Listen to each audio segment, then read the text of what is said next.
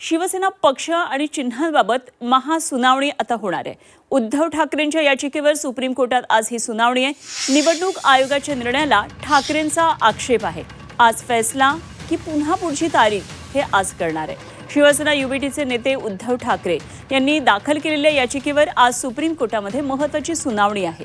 एकनाथ शिंदे गटाला शिवसेना म्हणून मान्यता देण्याच्या निवडणूक आयोगाच्या निर्णयाला उद्धव ठाकरे यांनी कोर्टामध्ये आव्हान दिलेले आहे आणि निवडणूक आयोगाने महाराष्ट्राचे तत्कालीन मुख्यमंत्री एकनाथ शिंदे यांच्या नेतृत्वाखालच्या गटाला मूळ शिवसेना म्हणून मान्यता दिलेली होती आणि त्यांना पक्षाचं नाव आणि निवडणूक चिन्ह धनुष्यबाण दिलेलं होतं।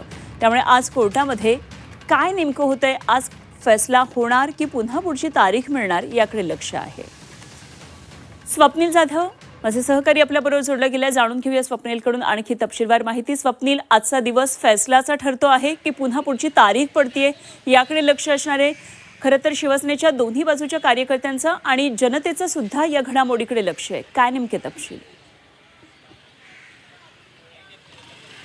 नक्कीच आज पुन्हा तारीख होणार की फैसला होणार याकडे सर्वांचं लक्ष आहे। 30 जुलै रोजी जी झालेली सुनावणी होती यामध्ये ठाकरे गटाचे वकील कपिल सिब्बल यांनी अनेक घटनाक्रम सांगितला होता। शिवसेना फुटीपासून ते आतापर्यंतचा घटनाक्रम त्यांनी यावेळेला सांगितलेला आहे। केवळ त्यामध्ये त्यांनी शिवसेना पक्ष, चिन्ह आणि नाव जो खरं तर शिंदे गटाला देण्यात आलेला आहे यावरून सुद्धा प्रश्न उपस्थित केलेला आहे। कारण घटनाक्रमामध्ये जर पाहिलं तर विधिमंडळ पक्ष हा वेगळा आहे आणि शिवसेना पक्ष हा वेगळा आहे। त्यांची घटना सुद्धा वेगळी असल्याचं गणूच कपिल सिब्बल यांनी म्हटलेलं आहे। आणि केंद्रीय निवडणूक आयोग जो आहे त्यांनी शिवसेनाचा घटनाक्रम जो आहे तो सादर केलेले जे कागदपत्र आहेत ते उघडूनही पाहिले नाहीत अशा प्रकारे सुद्धा कपिल सिब्बल यांनी कोर्टात सांगितलेलं आहे। त्यामुळे या महत्त्वाच्या सुनावणीकडे सर्वांचं लक्ष आहे। त्यामुळे कोर्टाने सुद्धा आता या सुनावणीला सुरुवात केलेली आहे। दरम्यान कपिल सिब्बल आज पुन्हा एकदा शिवसेना ठाकरे गटाकडून बाजू मांडण्याची शक्यता आहे। कारण एकूणच जर बघितलं तर केंद्रीय निवडणूक आयोगाने चिन्ह आणि पक्षाचं नाव हे शिंदे गटाला दिलेलं आहे। त्यामुळे कुठेतरी पुढच्या घडामोडी या घडत गेलेल्या आहे। खरं तर आमदारांसंदर्भातला निर्णय सुद्धा याला कुठेतरी कारणीभूत ठरतो।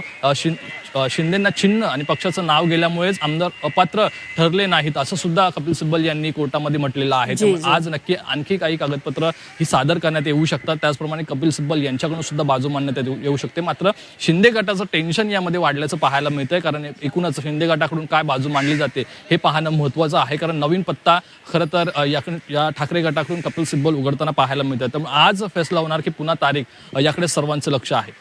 निश्चितच स्वप्नील, जरूर या सगळ्या घडामोडींकडे लक्ष देऊन राहा। आपण वेळोवेळी चर्चा करूया, आणखी ताजी माहिती आपल्याकडून जाणून घेत राहू। तुर्तास धन्यवाद दिलेल्या माहितीसाठी।